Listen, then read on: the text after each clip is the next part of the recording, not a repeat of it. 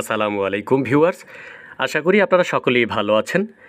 আজকের ভিডিও থেকে যে বিষয়টি আমরা জানব যে ১৯তম শিক্ষক নিবন্ধনের বিজ্ঞপ্তি কবে জানিয়েছে এনটিআরসিএ।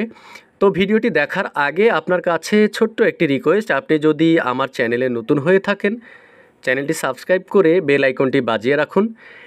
এরকম সকল তথ্য সবার আগে আপনি আমার এই চ্যানেল থেকে জানতে পারবেন। তাছাড়া অনেকেই হয়তো চিন্তা করেছেন বা ভাবছেন যে ১৯তম শিক্ষক নিবন্ধন পরীক্ষা দেবেন, তার আগে হয়তো চিন্তা করেছেন যে নিবন্ধনে যেখানে ৩৫ বছর প্লাস হয়ে গেলে যেখানে আবেদন করা যাচ্ছে না, হয়তো আমি কি এই ১৯তম শিক্ষক নিবন্ধন পরীক্ষা দিলে কি আমি আবেদন করতে পারবো কিনা বা আমার বয়স আছে কিনা।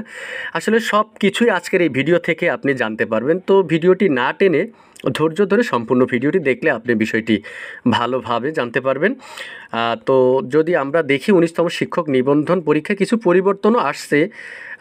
অবশ্যই এই পরিবর্তনের ফলে কিন্তু আসলে শিক্ষকতা অর্থাৎ এই মহান পেশায় যারা আসতে চান তাদের জন্য খুব ভালো হয়েছে। যদি দেখি ১৯তম শিক্ষক নিবন্ধনের বিজ্ঞপ্তি প্রকাশের পূর্বে নীতিমালা সংশোধন করতে হবে। এই জন্য জনপ্রশাসন এবং আইন মন্ত্রণালয়ের মতামত প্রয়োজন। আর এই দুই মন্ত্রণালয়ের মতামত পাওয়ার পরেই ১৯তম শিক্ষক নিবন্ধনের বিজ্ঞপ্তি প্রকাশ হবে। এখন কথা হচ্ছে সেই মতামত কবে পাওয়া যাবে বা কতদিন দেরি হতে পারে। তো মঙ্গলবার ২৭শে মে বেসরকারি শিক্ষক নিবন্ধন প্রত্যয়ন কর্তৃপক্ষ এনটিআরসি এর এক কর্মকর্তা ডেইলি ক্যাম্পাসকে এই তথ্য জানিয়েছেন। নাম অপ্রকাশিত রাখার শর্তে ওই কর্মকর্তা আরও জানিয়েছেন যে ১৯তম শিক্ষক নিবন্ধনের বিজ্ঞপ্তি প্রকাশ করতে ১ থেকে ২ মাস সময় লাগতে পারে। অর্থাৎ যদি এই ১ থেকে ২ মাস সময়ের মধ্যে ১৯তম শিক্ষক নিবন্ধনের বিজ্ঞপ্তি প্রকাশ হয়, তাহলে যারা ভাবছেন যে এই ১৯তম শিক্ষক নিবন্ধন পরীক্ষা দেবেন আপনার হাতে এই ১ থেকে ২ মাস সময় আছে। এই ১ থেকে ২ মাস সময়ের মধ্যে আপনি ভালো প্রিপারেশন নিতে পারেন, আপনার জন্যই ভালো হবে। যদিও এর আগে আমরা শুনেছি যে ১৯তম শিক্ষক নিবন্ধন পরীক্ষা থেকে যেটা শুনেছি যে নিবন্ধন পরীক্ষায় আর লিখিত পরীক্ষা হবে না, কিংবা পিলি পরীক্ষা হওয়ার পরেই যে নির্বাচন করবে শিক্ষক নিয়োগের জন্য, এমনটি আমরা শুনেছি, ফেসবুক সামাজিক যোগাযোগ মাধ্যমে দেখেছি। সেটি নিয়েও আসলে ফাইনাল খবর আমরা পেয়েছি যে আসলে কী চিন্তাভাবনা করছে এনটিআরসি, তার ভিডিও আমি আমার চ্যানেলে আপলোড করব, সেটি আপনারা দেখতে পারবেন। তো চলে যাই এই আজকের ভিডিওতে, যেখানে যে ১ থেকে ২ মাস সময়ের কথা বলছেন। তো এর কারণ হিসেবে তিনি জানান যে মন্ত্রণালয়ের ফাইল চালাচালিতে অনেকটা সময় লেগে যায়। আসলে অনেকটা সময় লেগে যায়। এনটিআরসি এর কাজ কিন্তু একটু আসলে ধীর গতিতে হয়, যেটা আমরা দেখেছি এত বছর। তবুও আমরা তাগাদ দিচ্ছি যেন দ্রুত নীতিমালা সংশোধন করে পরিপত্র জারি করা হয়। পরিপত্র জারি হওয়ার আগে ১৯তম শিক্ষক নিবন্ধনের বিজ্ঞপ্তি প্রকাশ করা সম্ভব হবে না। হ্যাঁ, পরিপত্র জারি না হতে তো বিজ্ঞপ্তি দিতে পারবে না। তো গণবিজ্ঞপ্তিতে আবেদনের বয়সসীমা উঠে যাচ্ছে, যেটি গত ২ দিন আগেও আমরা এটি দেখেছি যে এখন থেকে শিক্ষক নিবন্ধনের বিজ্ঞপ্তির প্রকাশের দিন থেকে প্রার্থীর বয়স গণনা করতে হবে। বেসরকারি শিক্ষক নিবন্ধন প্রত্যয়ন কর্তৃপক্ষ এনটিআরসিএ গণবিজ্ঞপ্তিতে প্রকাশের সময় পৃথকভাবে বয়স গণনা করা যাবে না। এর ফলে গণবিজ্ঞপ্তিতে আবেদনের ক্ষেত্রে বয়সের বাধা উঠে যাচ্ছে। গত রোববার শিক্ষা মন্ত্রণালয়ের অভ্যন্তরীণ এক সভায় সিদ্ধান্ত নেওয়া হয়েছে। বেসরকারি শিক্ষক নিয়োগ বিধিমালা সংশোধন নিয়ে এই সভা ডাকা হয়েছিল। তবে সে সভায় উপস্থিত ছিলেন মাধ্যমিক উচ্চ শিক্ষা বিভাগের ৩ কর্মকর্তা, এবং সেই কর্মকর্তার সঙ্গে কথা বলেছে দ্য ডেইলি ক্যাম্পাস। তারা জানিয়েছে দেশের প্রচলিত নিয়ম অনুযায়ী বিসিএস সহ সর্বক্ষেত্রে বিজ্ঞপ্তি যেদিন প্রকাশিত হয় সেদিন থেকেই প্রার্থীর বয়স গণনা করা হয়। তবে এনটিআরসি একটু ব্যতিক্রম হয়েছিল এতদিন, যেটা এনটিআরসি এর ক্ষেত্রে শিক্ষক নিবন্ধন পরীক্ষা এবং গণবিজ্ঞপ্তিতে আবেদনের ক্ষেত্রে পৃথকভাবে বয়স গণনা করা হয়। এর ফলে অনেক শিক্ষক নিবন্ধন সনদ অর্জন করলেও বয়স সংক্রান্ত জটিলতার কারণে বিজ্ঞপ্তিতে আবেদন করতে পারেন না।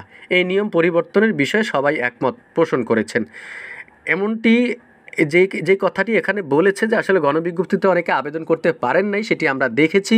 চতুর্থ এবং পঞ্চম গণবিজ্ঞপ্তিতে অনেক শিক্ষকই ছিলেন, নিবন্ধনধারী ছিলেন, যেখানে বয়স ৩৫ বছরের একদিন বেশি হলো সেখানে আবেদন করতে পারেননি। অর্থাৎ তিনি কিন্তু ৩৫ বছরের আগেই শিক্ষক নিবন্ধন সনদ অর্জন করেছেন, কিন্তু বিজ্ঞপ্তি যখন হয়েছে তখন আবার আলাদা বয়স গণনা করা হয়েছে, যার ফলে এই সনদধারীরা কিন্তু এই নিয়োগ থেকে বঞ্চিত হয়েছে।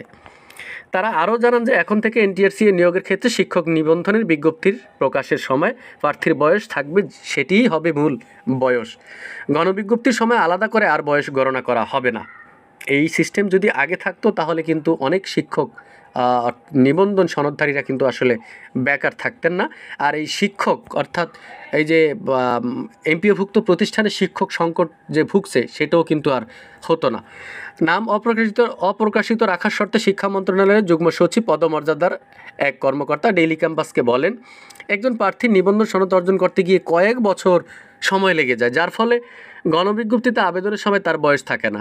ওই শিক্ষক পরবর্তীতে আবেদনের সুযোগও পান না। এজন্য সংশোধন হতে যাওয়া নীতিমালা শিক্ষক নিবন্ধনের বিজ্ঞপ্তি প্রকাশের সময় প্রার্থীর বয়স নির্ধারণ করা হবে, গণবিজ্ঞপ্তির সময় আলাদা করে বয়স হিসেব করা হবে না। ওই কর্মকর্তা আরও জানান, নীতিমালা সংশোধনের বিষয়টি এখনও জনপ্রশাসন মন্ত্রণালয়ে পাঠানো হবে, এরপরেই আইন মন্ত্রণালয়ের মতামত নিয়ে এটি প্রকাশ করা হবে। তবে আমরা চাই সেটি যেন খুব দ্রুতই প্রকাশ করে। এর আগে কোনো বিজ্ঞপ্তি প্রকাশিত হলে সেটি এই নীতিমালার আওতায় আসবে না। তো আমরা চাই 19তম শিক্ষক নিবন্ধন পরীক্ষার আগেই যেন এই আইন মন্ত্রণালয়ের মতামত দেয় এবং এটি যেন প্রকাশ হয়। তো ভিউয়ার্স, আশা করি আপনি ভিডিওটি দেখেছেন এবং আপনি জানতে পেরেছেন যে 19তম শিক্ষক নিবন্ধন